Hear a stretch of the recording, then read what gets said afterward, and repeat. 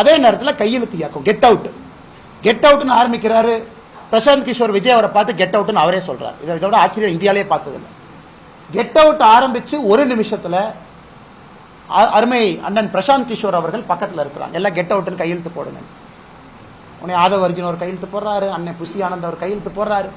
உன்னை பிரசாந்த் கிஷோர் அவர் நான் கெட் அவுட்னு சொல்லிட்டு கையெழுத்து போடாமல் எஸ்கேப் ஆகி போயிட்டார். அதனால இந்த கெட் அவுட் ஆரம்பித்த 30 செகண்ட்லேயே இந்த கெட் அவுட்டுக்கான என்ன மரியாதை என்பது விஜய் அவர்களுக்கு ஆலோசனை சொல்லக்கூடிய சகோதரர் பிரசாந்த் கிஷோர் அவருடைய நடவடிக்கை நமக்கு காண்பித்து கொடுத்துருச்சு. அதனால இந்த கெட் அவுட் இதெல்லாம் ஒரு காரணத்திற்காக இருக்க வேண்டும். எங்கேயும் யாரும் எந்த மொழியும் திணிக்கல. அதனால practice what you preach bro. What bro, நீங்களே ஸ்டேஜில் ப்ரோன்னு பொய் சொல்லாமா ப்ரோ. அதனால அருமை சகோதரர் விஜய் அவர்கள் இதை செய்ய வேண்டாம் என்று அன்போடு வலியுறுத்தி, அதன் பிறகு பத்திரிகை நண்பர்களுக்கு கேள்வி இருக்கும். கேள்வி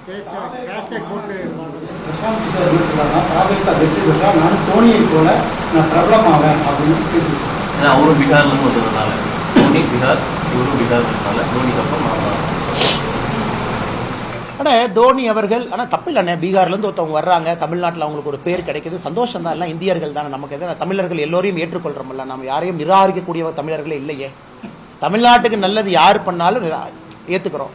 பிரசாந்த் கிஷோர் அண்ணுக்கு ஒரே ஒரு கேள்வி, ஏனே டிஎம்கேவை கொண்டு வந்து உட்கார வச்சுங்க? நீங்கள் இவ்வளோ பேச்சு பேசுறீங்க, நானும் தோனியை போல் புகழ் பெற வேண்டும், நானும் பீகார் ஜார்க்கண்ட்லேருந்து வந்திருக்கேன்னு சொல்கிற பிரசாந்த் கிஷோர் அண்ணன் எதற்காக திராவிட முன்னேற்ற கழகத்தை கொண்டு வந்து ஆட்சியில் அமர்த்துங்க? அதற்காக மக்கள் எப்போதும் உங்களை மன்னிக்க மாட்டாங்க, அது உண்மை. தனிப்பட்ட முறையில் உங்களுக்கும் எங்களுக்கும் என்ன பிரச்சனை? தனிப்பட்ட முறையில் இன்னொரு மாநிலத்திலிருந்து வர்றீங்க, தமிழ்நாடு நன்றாக இருக்க வேண்டும் என்று எந்த வேலையை நீங்கள் செஞ்சாலும் இந்தியாவில் யாராக இருந்தாலும் தமிழர்கள் திரும்ப அந்த மரியாதையை கொடுக்கத்தான் போகிறாங்க. கிளாசிக் உதாரணம் தோனி அவர்கள்.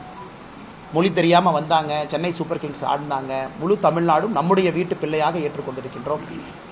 அதனால தான் ஏற்றுக்கொண்டு நினைக்காதீங்க, நல்லது பண்ணுங்க, எல்லோரும் ஏற்றுக்கொள்ளுங்க. அது வன்மையாக கண்டிக்கிறேங்கன்னா, குமுதம் நிருபர் அந்த புகைப்படத்தை பார்த்தேன். அதனால தான் நாம செக்யூரிட்டியே கொடுத்தோங்கண்ணா. இந்த நீங்கள் லாஸ்ட் டைம் கேட்டீங்க எதுக்கு சென்ட்ரல் செக்யூரிட்டி கொடுத்தீங்க, அந்த பஞ்சாயத்து வரக்கூடாதுன்னு. அதனால் தயவு செய்து சென்ட்ரல் கவர்மெண்ட் செக்யூரிட்டி சிஆர்பிஎஃப் பயன்படுத்துங்க. ஹைலி ட்ரெயின்டு, ரொம்ப நாசூக்கா நாகரிகமாக நடந்துக்குவாங்க. அவங்கள விவிஐபி பெட்டாலியன்லேருந்து வர்றாங்க. இந்த சிஆர்பிஎஃப்னுடைய செக்யூரிட்டி யார் நம்முடைய சகோதரர்கள் வர்றாங்களோ அவங்க ஸ்பெஷலி ட்ரெயின்டு.